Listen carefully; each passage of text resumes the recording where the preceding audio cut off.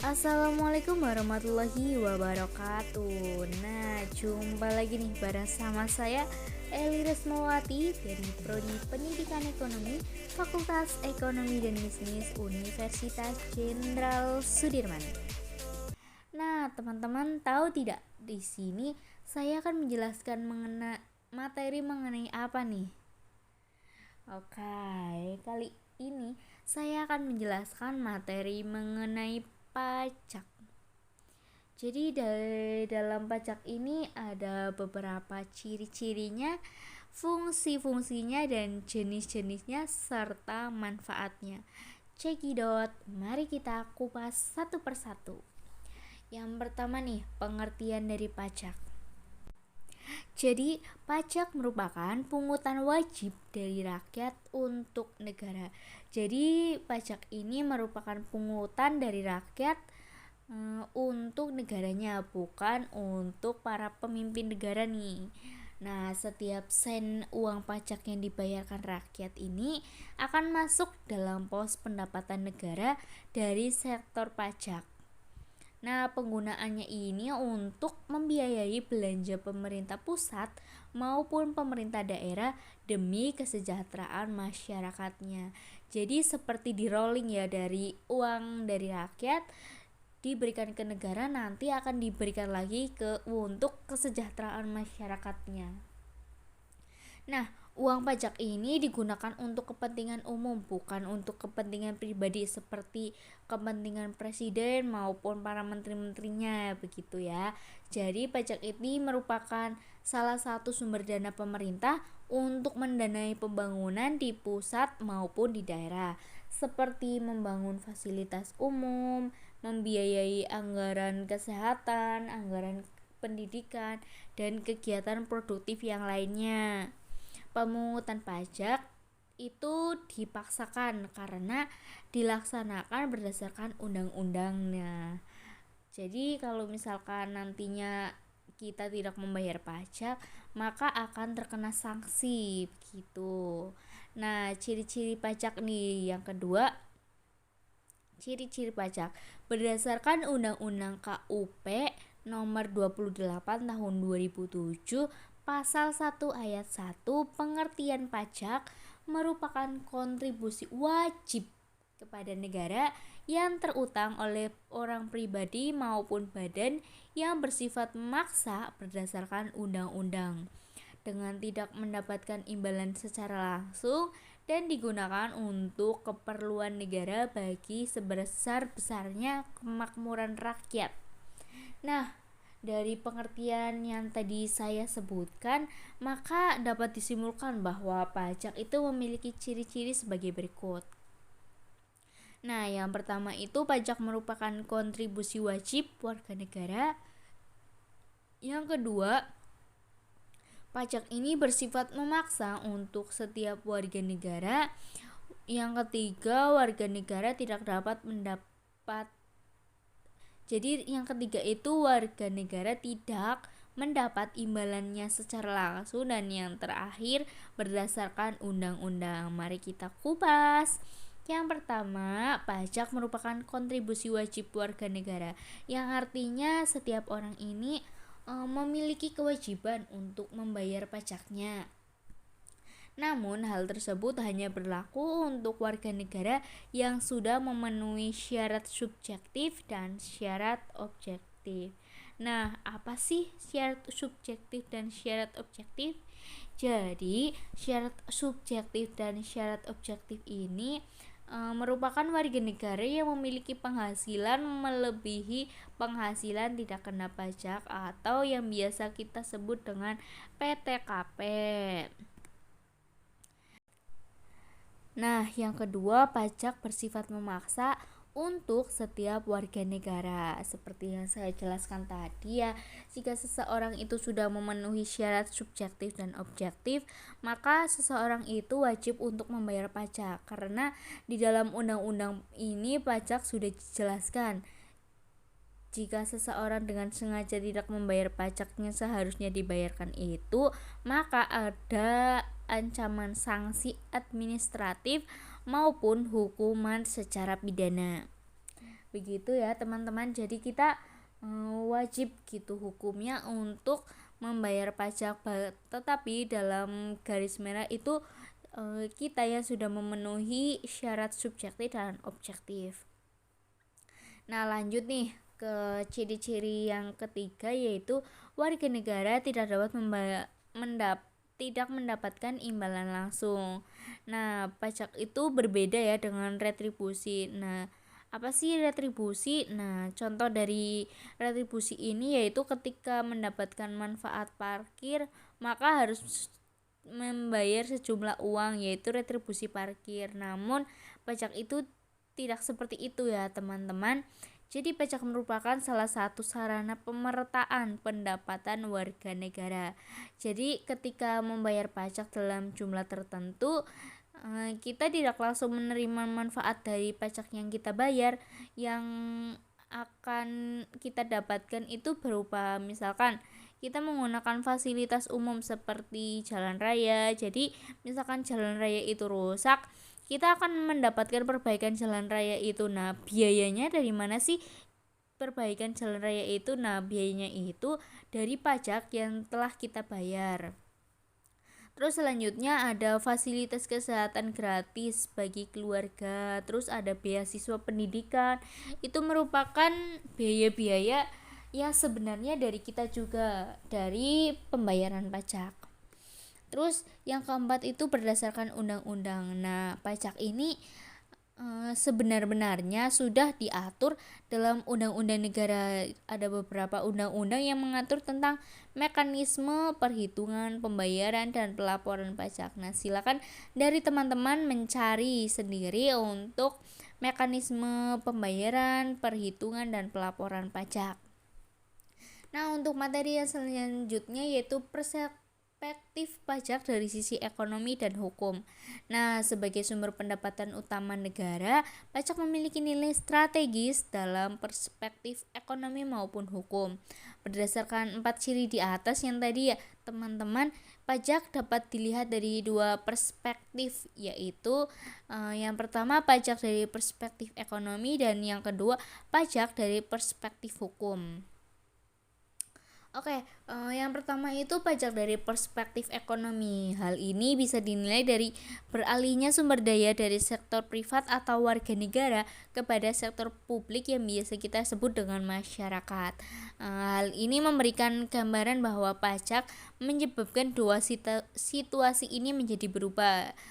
Situasi yang seperti apa sih? Oke, situasi yang pertama itu berkurangnya kemampuan individu dalam menguasai sumber daya untuk kepentingan penguasaan barang dan jasanya. Yang kedua itu bertambahnya kemampuan keuangan negara dalam penyediaan barang dan jasa publik yang merupakan kebutuhan masyarakat. Oke, itu dilihat dari perspektif ekonominya. Selanjutnya, pajak dari perspektif hukum. Perspektif ini terjadi akibat adanya suatu ikatan yang timbul karena undang-undang yang menyebabkan timbulnya kewajiban warga negara untuk menyetorkan jumlah dana tertentu kepada negaranya, di mana negara ini mempunyai kekuatan untuk memaksa dan pajak tersebut digunakan untuk penyelenggaraan pemerintah. Nah, hal ini itu memperlihatkan bahwa pajak yang dipungut harus berdasarkan undang-undang sehingga menjamin adanya kepastian hukum baik bagi petugas pajak sebagai pengumpul pajaknya itu maupun bagi wajib pajak sebagai pembayar pajaknya. Nah, sampai sini sudah sedikit ada gambaran ya, kenapa sih kita harus membayar pajak gitu kan.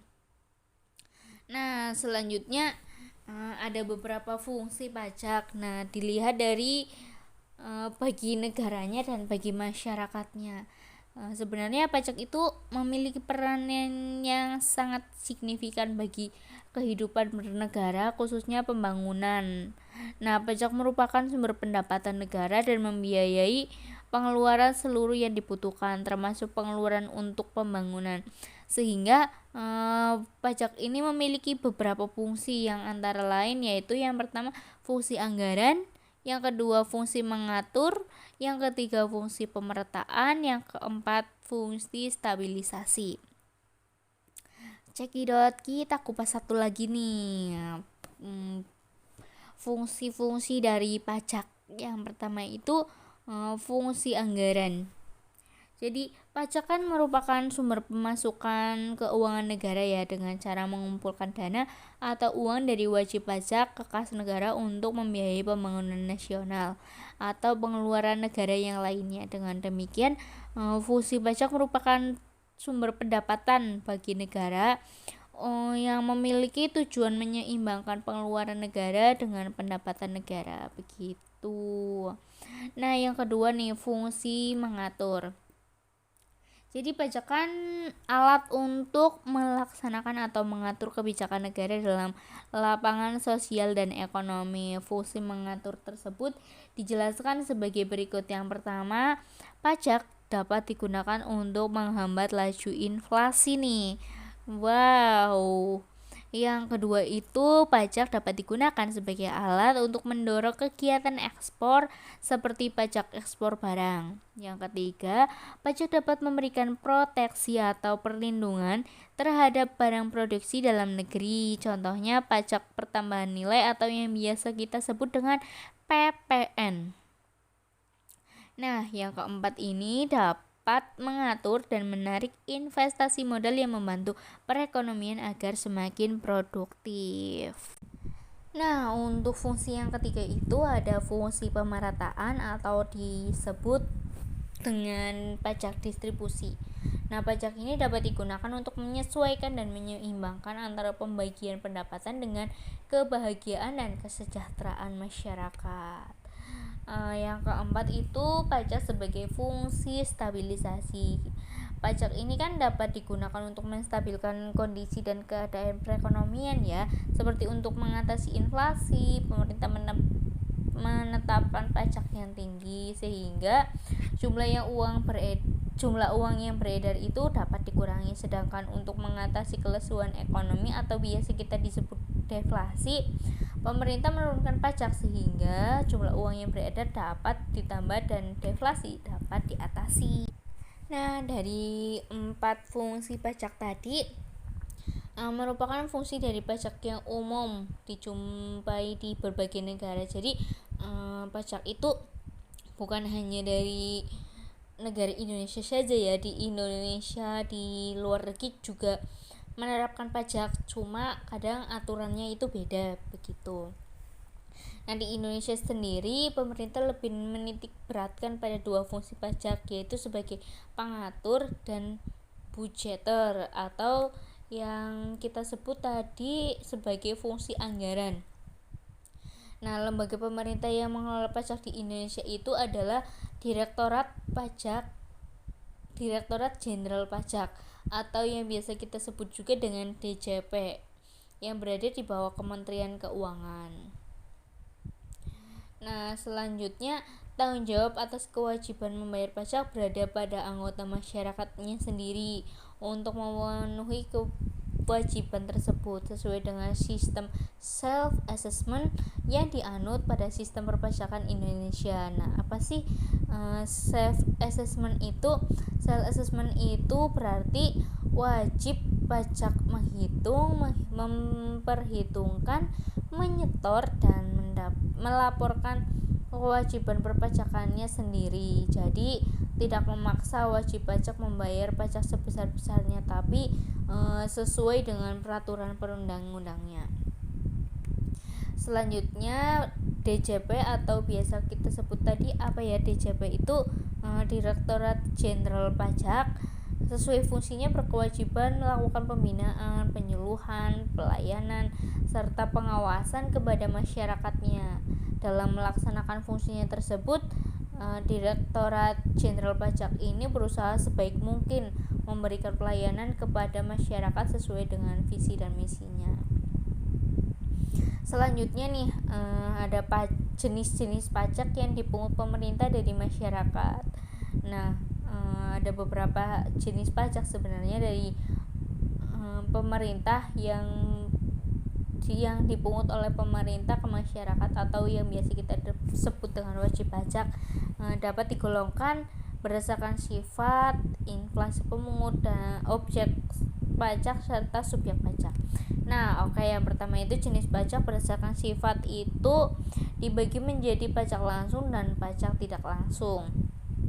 Untuk pajak langsung sendiri merupakan pajak yang diberikan secara berkala kepada wajib pajak berlandaskan surat ketetapan pajak yang dibuat di kantor pajak. Contohnya itu seperti pajak bumi, pajak penghasilan, atau biasa kita sebut dengan PBB gitu. Nah, untuk pajak tidak langsung ini merupakan pajak yang hanya diberikan kepada wajib pajak bila melakukan peristiwa atau perbuatan tertentu, sehingga pajak tidak langsung ini tidak dapat dipungut secara berkala, tetapi hanya dipungut bila terjadi peristiwa atau pembuatan tertentu yang menyebabkan kewajiban membayar pajak. Contohnya itu seperti pajak penjualan atas barang-barang mewah atau biasa kita disebut dengan PPNBM, di mana pajak ini hanya diberikan bila wajib pajak menjual barang mewah seperti itu. Nah, yang kedua itu ada jenis pajak berdasarkan instansi pemungut. Berdasarkan instansi pemungutnya, pajak digolongkan menjadi dua jenis lagi nih, yaitu pajak daerah dan pajak negara. Untuk pajak daerah merupakan pajak yang dipungut pemerintah daerah dan terbatas hanya pada rakyat daerah itu sendiri, baik yang dipungut pemerintah daerah tingkat 2 maupun pemerintah daerah tingkat 1. Contohnya itu seperti pajak hotel, pajak hiburan, pajak restoran, pajak kendaraan bermotor, PBB perdesaan dan perkotaan, dan pajak daerah yang lainnya ya.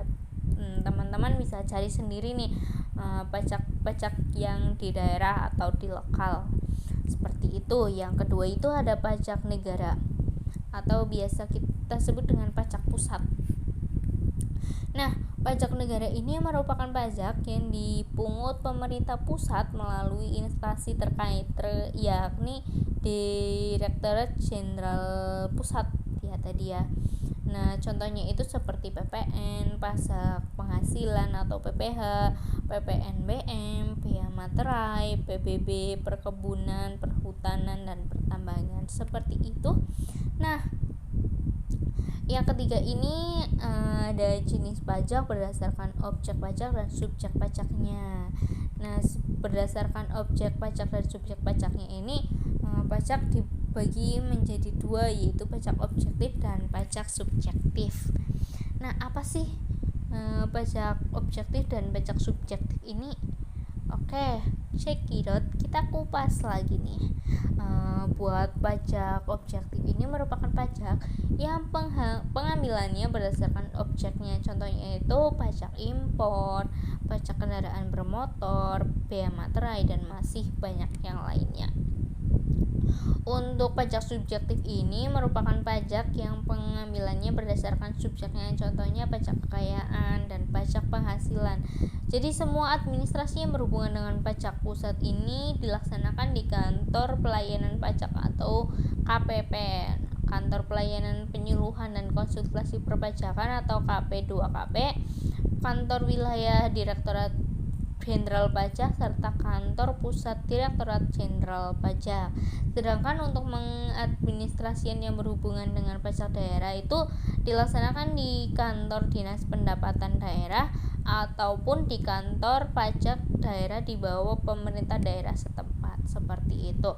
Nah, yang terakhir nih, akhir sekali, apa sih manfaat dari pajak ini? Sebagai warga negara itu kan kita wajib gitu ya, wajib taat membayar pajak, sedangkan pemerintah sebagai pengelola harus dapat memanfaatkan pajaknya semaksimal mungkin untuk kemakmuran masyarakat. Semoga kita semua dapat merasakan manfaat dari pajak itu secara maksimal ya teman-teman. Oke, mungkin itu saja yang dapat saya sampaikan. Untuk info atau pertanyaan lebih jelasnya dari teman-teman bisa menghubungi saya lewat chat ataupun lewat yang lainnya. Teman-teman bisa menghubungi saya saja. Sekian dari saya, kurang dan lebihnya mohon maaf. Terima kasih. Wassalamualaikum warahmatullahi wabarakatuh. See you.